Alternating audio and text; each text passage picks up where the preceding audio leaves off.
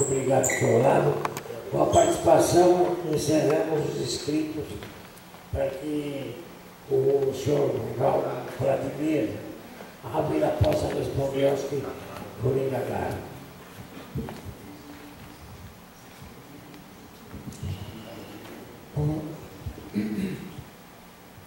Eu agradeço todas as contribuições, acho que elas são todas valiosas, e os comentários são importantes. Eu tentei anotar tudo, não sei se eu consegui, mas vou tentar respondê-las também.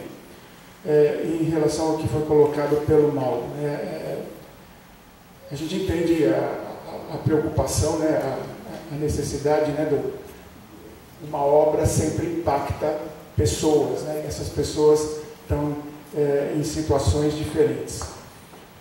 O artigo 15 da Lei 13.260, de fato, ele previa que proprietários e moradores tivessem o mesmo tipo de tratamento que é dado às pessoas que não são proprietários e moradores e que, portanto, não teriam como outro tipo de recurso a não ser serem alocados para habitações de interesse social. É lógico que nós vivemos num país onde a questão se coloca muito claramente, Quem é proprietário de algum imóvel, quando é desapropriado, recebe o valor da desapropriação. Esse valor, hoje em dia, é um valor de mercado.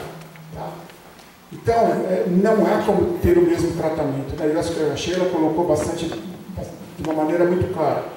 As pessoas que moram em invasão, que moram em favela, que moram em comunidade e que não têm essa condição de ter acesso à propriedade, ou à moradia digna, elas têm que ser atendidas de uma forma diferente. É o que exatamente a gente tenta fazer com a operação urbana. Ou seja, colocar as pessoas dentro dos critérios. Por outro lado, existe uma salvaguarda nesse PL que coloca o seguinte, que todas as pessoas que têm que de alguma forma são impactadas e que estão dentro dos critérios dos programas habitacionais da SEAB possam pedir a sua inclusão nesses programas. Tá? Então, ou seja, não estamos simplesmente abandonando as pessoas. Aquelas que são diretamente impactadas pelas obras da operação urbana e que não têm a condição de serem atendidas de outra forma que não seja em habitação de interesse social, essas serão atendidas por essa forma dentro dos critérios dos programas da SEAB. Aqueles outros que forem atendidos, mas que estão em outro patamar de necessidades, podem ser atendidos desde que se adequem aos programas da SEAB. O José Roberto falou, uma coisa que me chamou bastante atenção, que em relação aos empreendedores, eles podem construir 6 ou 7 vezes a área do seu terreno. Isso não é verdade. A operação urbana limita o coeficiente de aproveitamento a 4 vezes a área do terreno. Então, é o máximo que o empreendedor consegue construir naquele seu terreno. Tá? O valor da desapropriação, a gente falou aqui, que é aqueles R$ 6.500. Isto é um valor médio. Eu já aproveito para responder outras 2 perguntas que tiveram em relação a isso. Isso é um valor médio. A gente fez uma pesquisa muito rápida, muito expedita, de imóveis à venda naquela região, naquele momento. Então, nós encontramos valores que variavam de R$ 4.000, tá? Terreno com construção e tudo mais, que seria desapropriado. E chegavam até R$ 12.000 em alguns lugares. Então, chegamos num valor médio de 6,5 por uma média ponderada. Não é o valor específico. Quando se faz uma desapropriação, os peritos são nomeados tanto pelo proprietário quanto pela prefeitura. E esses peritos entram num acordo no valor adequado do terreno para se fazer a desapropriação. Então, 6.500 era apenas para a gente ter um juízo de valor, uma ideia de quanto seria a desapropriação.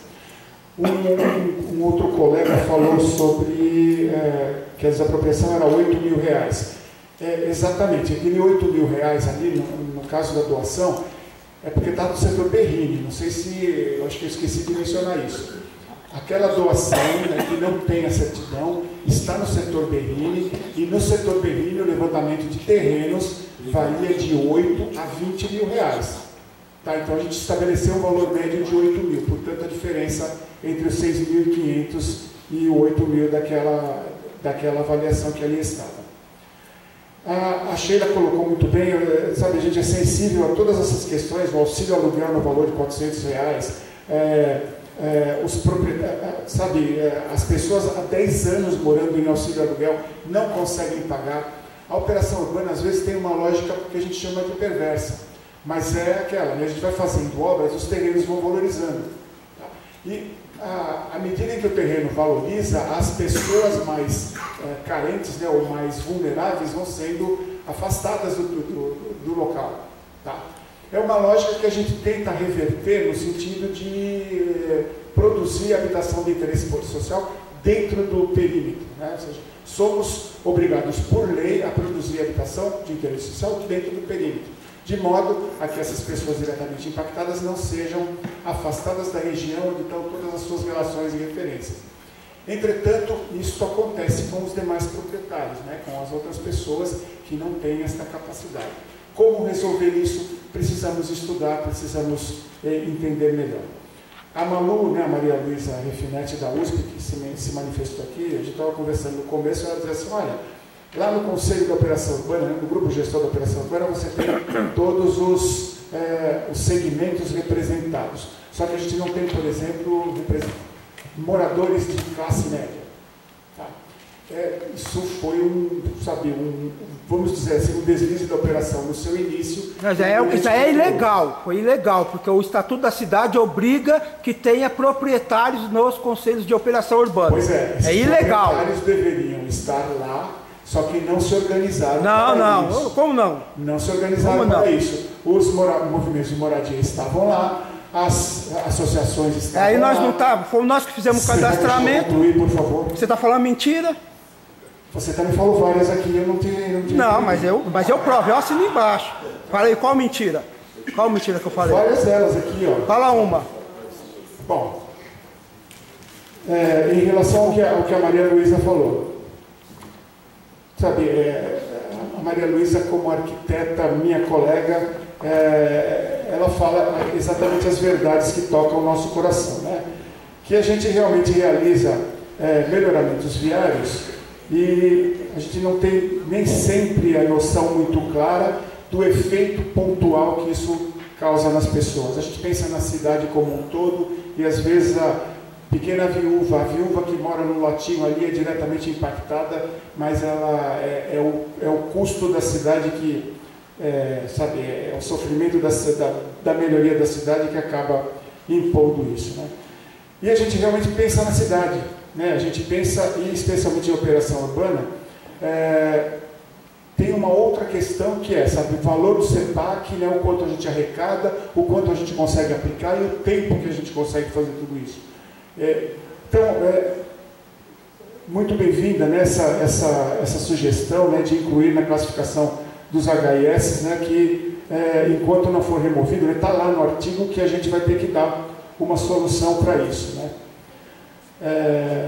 O José Luiz Ribeiro, né, falou sobre atender as pessoas mais carentes, né, os 30% em 5 anos e tal, que se fosse feito um trabalho especialmente no Jabaquara. Né. A operação urbana ela foi inicialmente concebida para um conjunto de obras que incluía o Jabaquara, mas também incluía o setor Chucrizaidan. Tanto é que o senhor vai deixar eu concluir, por favor?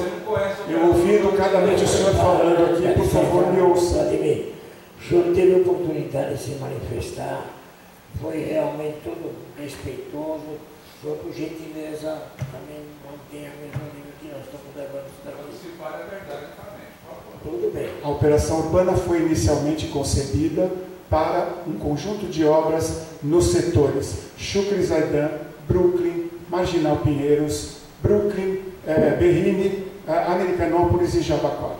Tá? Então, existiam obras de prolongamento da jornalista Roberto Marinho, desde a Ponte Estaiato, desde a Marginal até a Rodovia dos Imigrantes. Existia o alargamento da Chucrizaidan desde a Berrini, né, desde o fim da Berrini até a Avenida João Dias. Isso está na lei, então lá os artigos da lei que dizem isso. Veio a licença ambiental e colocou mais um conjunto de obras. Portanto, a operação urbana tinha compromisso de realizar todas essas obras. Tá? Evidentemente, o setor mais carente, eu concordo com você, é o setor Jabaquara, onde estão as moradias, onde estavam as comunidades que seriam diretamente impactadas. A intenção realmente de liberar novos CEPACs é fazer com que esses recursos atendam essa necessidade. Ou seja, nós temos lá 60 e tantos terrenos desapropriados que precisam ser utilizados, porque já estão sendo reinvadidos. Os recursos vêm nesse sentido, no sentido de produzir habitação de interesse social naquela região, tá? Porque é lá que está a demanda. Então, ou seja, não se pensa em fazer outras coisas em detrimento das habitações sociais. O que a gente quer é atender tudo. Por outro lado, o setor Shukri Zaidan, que está sendo adensado, né, que está recebendo investimentos imobiliários, ele precisa de um suporte urbanístico, ou seja, foi feita uma avenida, tem um túnel por terminar. Evidente está que a habitação de interesse social está na frente de tudo isso, é prioridade. Só se fará o túnel, só continuará as obras do túnel, quando se tiver atendido minimamente as obras de habitação de interesse social. O Andy colocou uma questão, né, o Andy Gruber colocou uma questão sobre os parâmetros que estavam previstos inicialmente. Né?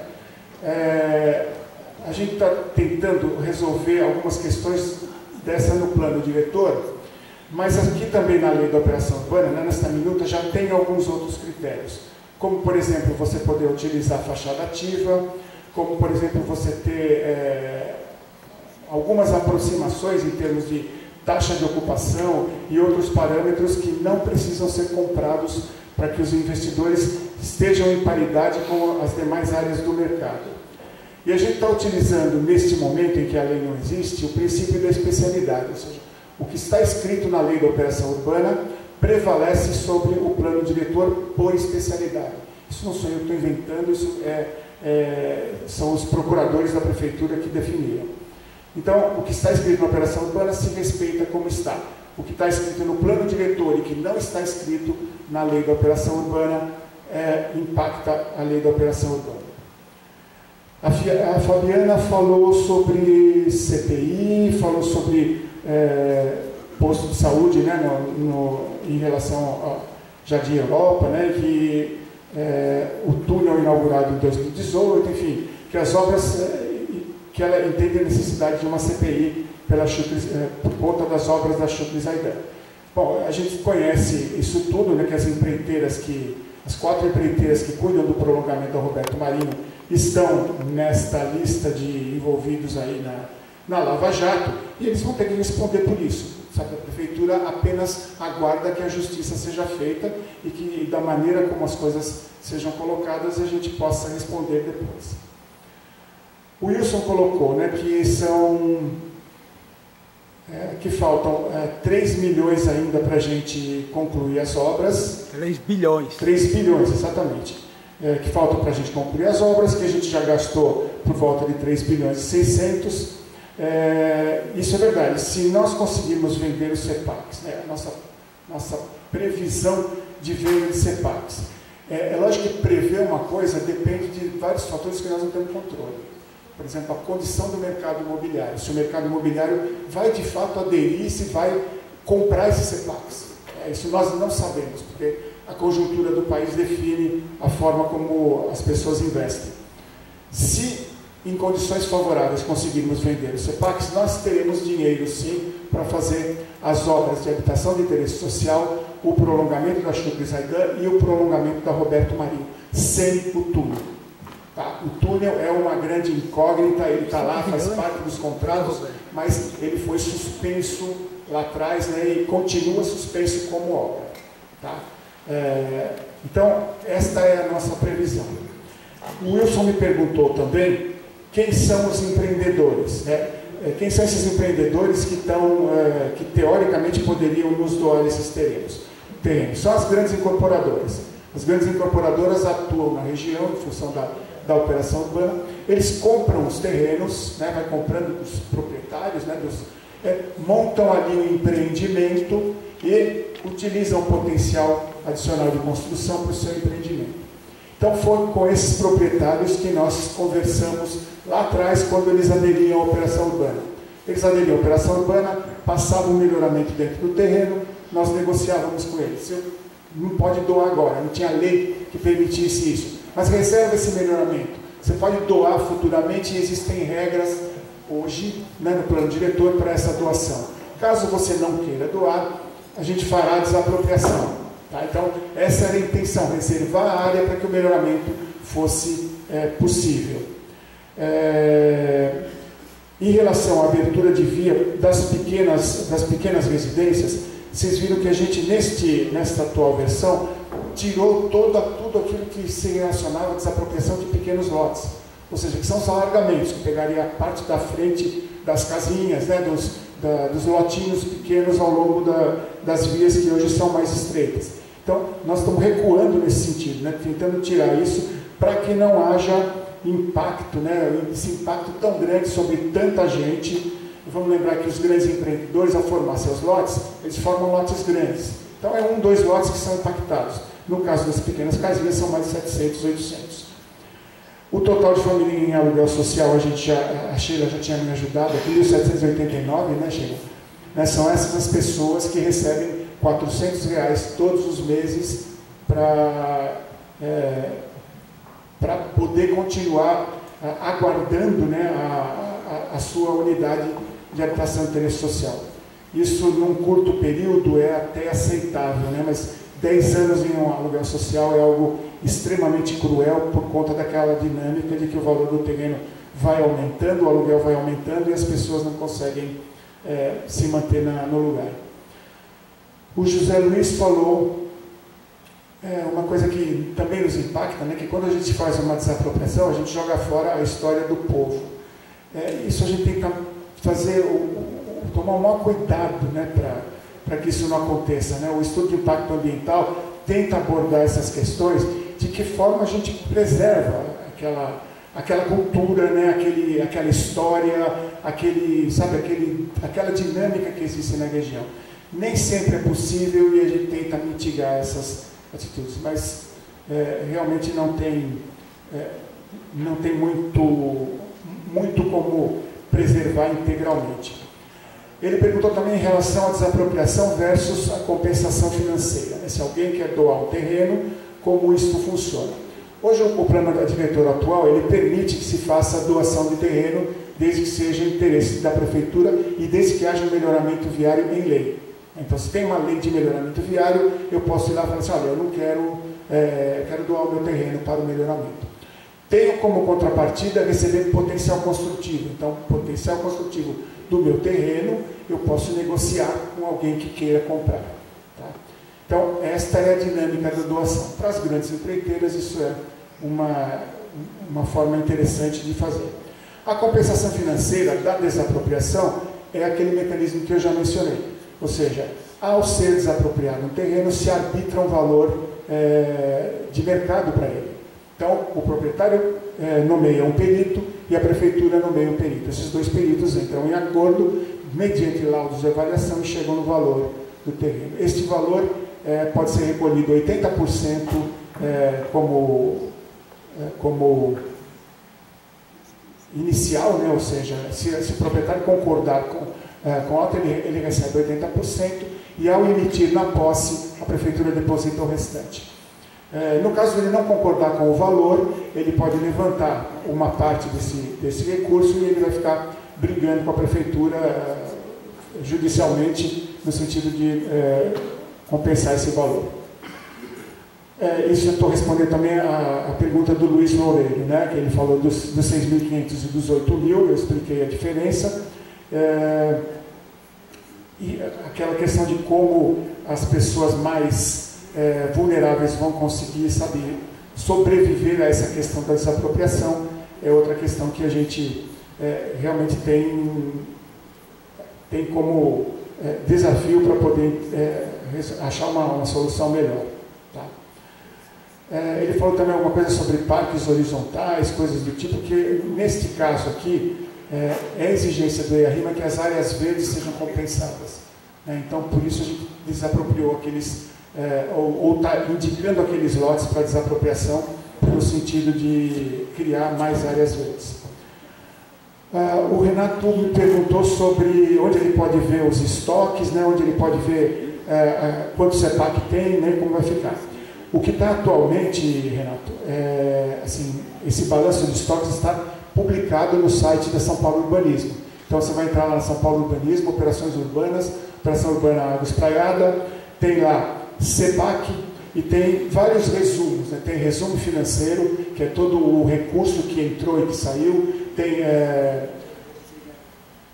depois tem resumo de estoques ou coisa do tipo, tem o estoque que já foi consumido, o estoque que tem várias tabelas lá que mostram tudo assim detalhadamente o que a gente tem de CEPAC, quanto tem para cada setor, quanto já foi utilizado, quanto ainda resta.